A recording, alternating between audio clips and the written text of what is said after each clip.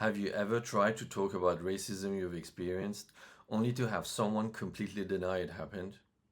Let me break down what I call racism denial and why it matters. Unless you're talking to someone who has also experienced racism or is actively anti racist or knowledgeable about it, the person you're talking to, usually white, is likely to engage in racism denial. This denial comes in many forms. Sometimes it's just inappropriate surprise, as in, are you sure this happened? Other times it's an attempt to minimize. I'm sure it wasn't as bad as you claim. Or there must be another explanation. For those who have experienced racism, this trivializing of their experience is especially painful when it comes from people close to us, people from whom we expect empathy. But here's where it gets deeper. Sometimes racism denial is quite literally an outright rejection of racism's magnitude or very existence. As in, I don't believe that Britain or France or Germany or the US is racist or is as racist as you make it out to be. People often use false equivalences, claiming that since racism is universal, supposedly, and everyone is racist, there's no point discussing it at all.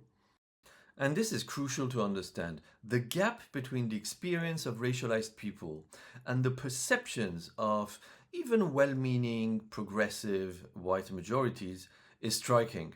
And it becomes dangerous when it leads to questioning your intentions. As in, why are you bringing this up? Are you trying to make us feel guilty? And as many of us have experienced, this quickly turns into maybe you're the real racist. I'd be a millionaire if I got a dime every time someone I loved accused me of being the true racist. But wait, it gets worse. Because you're human, you might show frustration. You might raise your voice, dismayed that people so close to you flatly refuse to offer even a moment of empathy. It might make you angry. We've all heard the stereotypes, angry Arab man, angry black woman. These stereotypes are rooted in real life experiences of injustice and of denial.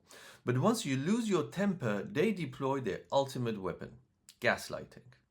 Gaslighting is a form of psychological manipulation where someone tries to convince a victim that either nothing happened or that they invited whatever happened. It's psychologically and emotionally abusive. It's like telling a victim of sexual assault that they asked for it. So, why all this denial? Well, members of the majority group don't like to think of themselves as individuals or as nations or whatever as racist.